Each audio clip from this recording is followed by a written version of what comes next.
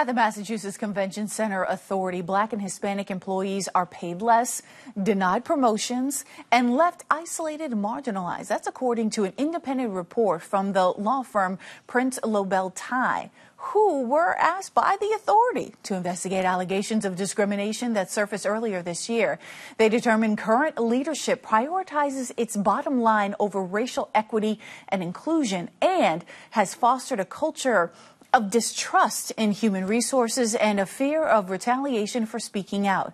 Executive Director David Gibbons responded to that report, calling its recommendations for diverse recruitment and mentorship, quote, truly worthy and provides instructive guidance.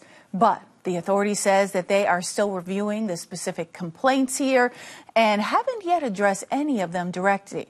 Well, Tori Bedford has been covering this story for GBH News and was the first to report on the findings of the Prince Lobel Ty investigation. She joins me now, as does Representative Bud Williams, chair of the legislature's Joint Committee on Racial Equity, Civil Rights and Inclusion. Welcome to you both. Thank you so much for having me. Thank you. So, Thanks, Crystal. Yeah, of course. Tori, I have to ask you, this has so many tendrils. We were talking off camera about this and so many compound issues. Talk to me about how you began this reporting. Well, I think we've heard these rumors for a long time, and I've done previous reporting about letters of condemnation about business practices, calls for increasing diversity, calls for an audit. The Black and Latino Caucus some years ago came out with a letter complaining about allegations. Several employees of color wrote a letter to the Attorney General's office and the governor now, Maura Healey, asking about issues that had come up. And I think they call it just like a systemic suppressal of issues when they come up. I mean, they were describing inequity. They were describing people being paid less. They were describing just being subjected to just awful racist humor, jokes and comments, and not being able to advance and being bypassed for opportunities to move up in the organization or make more money as compared to their white peers. And so I've spoken to Bud about this very frequently, and we've just, he's always said, like, this is not a new concept, but I think within that structure, one of the very vital parts of that is that there was, and what has been reported by Prince Lobel Ty, is that there was a deep distrust of management and a deep distrust of HR, and so there was a fear about speaking out in general. And so now we're seeing more people come to the fore. We're seeing more legal complaints being filed. We're seeing more investigations. We're still waiting on this audit from the state auditor's office. It should take them, they said, about upwards of a year and a half to come out with something, but they're looking into these allegations as well. And so this has been kind of brewing for a long time. And Bud, you had mentioned, that a lot of folks were afraid to speak up and speak out about this. Absolutely true and to the point. And I think folks were really afraid of retaliation and things. This has been going on for a long time. It's been rumored in your windows. Just the culture that existed. And until this report had come out to really substantiate a lot of what's going on over at that convention center. I know I first got involved and talked to Tori, and we had a conversation, and I made a couple statements, met with the attorneys, and it was very difficult and hard to get people to come forward because this convention center had a culture that they would retaliate, and they would retaliate hard. And then you could lose a job, you could get depromoted. Many things went on. So it was just a breath of fresh air that the board hired.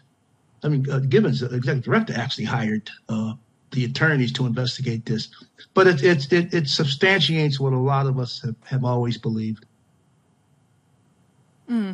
So, and speaking of that culture, we do have an excerpt from a letter from Jermaine Sparrick, who complained about a coworker's racist comments at a December 2022 office party. Now, this female complained about it to Sparrick and just didn't follow through this treatment. It reads in part, quote, on the phone, she told me that she's all for racial justice and she advocates for it outside of work, but she cannot put herself at risk for losing her job over it.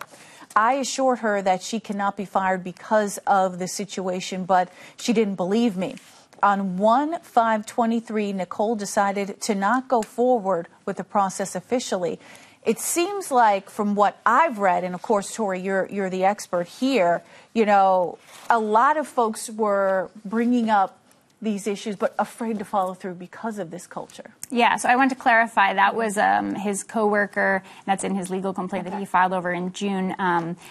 She had heard at this pizza holiday party for the legal team, a manager, his manager, talking about how, you know, he thought that Boston Latin School, which I guess he couldn't get into, was ruined because they let too many black people in, and was talking about busing and desegregation, and talking about people from Mattapan and just using like very racist language to describe black people in Boston. And so she was relaying these things to him, and when so one of the things that's talked about in this report is that there's no system to go through, right? There is that distrust. And so she, you know, he was told by his manager, let's not bring this to HR.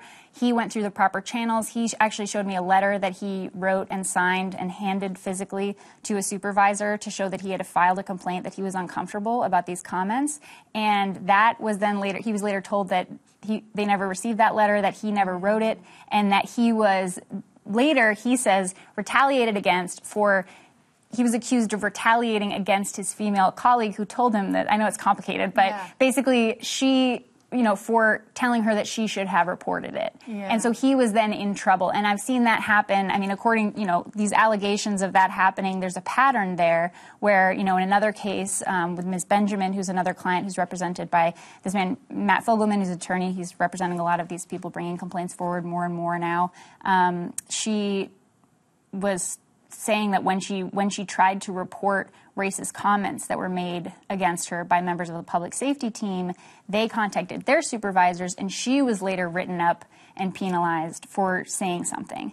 And so there are, you know, allegations that show this kind of documented pattern of people being retaliated against, they say, for just raising complaints about racism, and those either peter out or they are then seen as a problem, they're seen as difficult, and they're later, you know, given these kind of punishments, or they're not advanced as much when they have made these complaints. So this was an internal review or report. So how, you know, is there an estimation in terms of like if there were anyone else looking into these particular issues outside of this report? So we've got the state auditor's office, and we're all waiting for that report because, you know, to their credit, the MCCA hired this law firm to do this internal report. They are an independent third-party entity, and I think that they address some of their own difficulties in speaking with employees because of that distrust. You know, it was difficult for them to access people. It was difficult for them. I think at one point in this report they say that just because we couldn't get a lot of people to say that they had been treated, you know, disrespectfully or like mistreated, that doesn't mean that it isn't happening because we had such a hard time getting folks to talk to us. I think that the state auditor's report is hopefully more expansive and hopefully more far-reaching, and I think we're all kind of waiting for that. But and Bud can speak to this as well. You know, changes already need to start happening. And so I do want to say that they have created, you know, they have represented this issue with, now there's a task force to implement some of the recommendations from the report. Previously there was a task force. They appointed, I think last year, a chief diversity officer, which they're one of, I think, very few, if not the only private public entity, like government authority that, like quasi-public agency that didn't have a chief diversity officer, but now they have Herschel Herndon. And so the work that he'll be doing, he'll be working closely with this task force. Hopefully they will be able to implement some of these changes. They have vowed to do so. I think that there are steps being taken, but it's all coming after exposure, after public exposure, after people have been calling for it for so long, after there's immense public pressure to do so. So we are eagerly awaiting the audit results, and that is, you know, yet to come. And Bud, so if this audit result from the state auditor's office mirrors or it even has more claims or complaints that we see from this private report, what then can happen on the state level to make sure that this type of thing doesn't continue to happen? Well, I'll chime in a little heavier than that. Yeah. We don't need to wait for the state auditor's report. I'm very comfortable with the attorneys who worked on this. People have come forward. They're going to create this, and it's an ongoing. I think the attorneys are going to be there for a little while longer because right now I'm getting the phone calls that people now really believe. People always didn't believe in the process.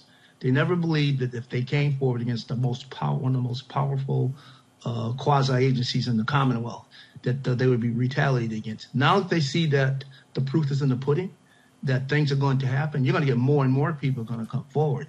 So right now, I think Governor Healy, to her credit, refocused the board, put many new board members on that board, and I think they have a responsibility to do something now. I don't need the auditor's report from the information I've received and reading the report, which is not final, Terry. I don't believe it's a final report as of yet. I think they have enough ammunition right now to make some structural changes.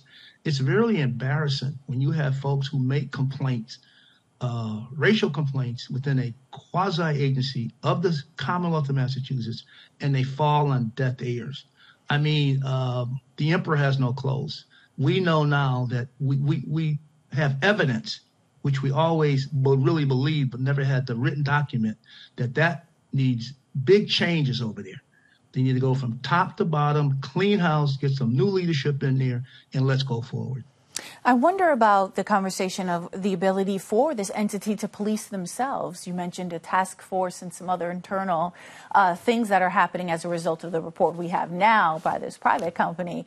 But is there a faith in the folks that you're talking to and that you're communicating with, Tori, that they can police themselves or course correct right now? I think to build on what Bud said, we don't have to rely on them just policing themselves, not only because we're waiting for the audit, and we don't have to be waiting for the audit, but because of this report and because, you know, at the time of this investigation, there was one legal complaint filed with the Massachusetts Office Against Discrimination, and now there have been two, and there's a third one that's purportedly coming down the pipeline and potentially more and more. And so I think those legal complaints, you know, kind of building and the pressure, the public pressure that's mounting, I think that is where we'll see a pressure for them to make these changes internally.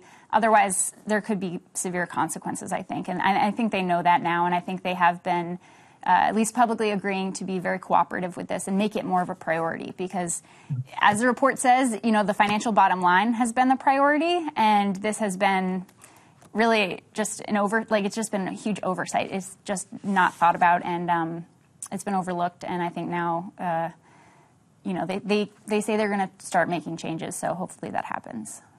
Yeah, certainly this is a conversation we're going to continue to follow, and a story that I'm sure is still developing. Tori and Bud, thank you so much for your time. Thank you. Thanks, Crystal.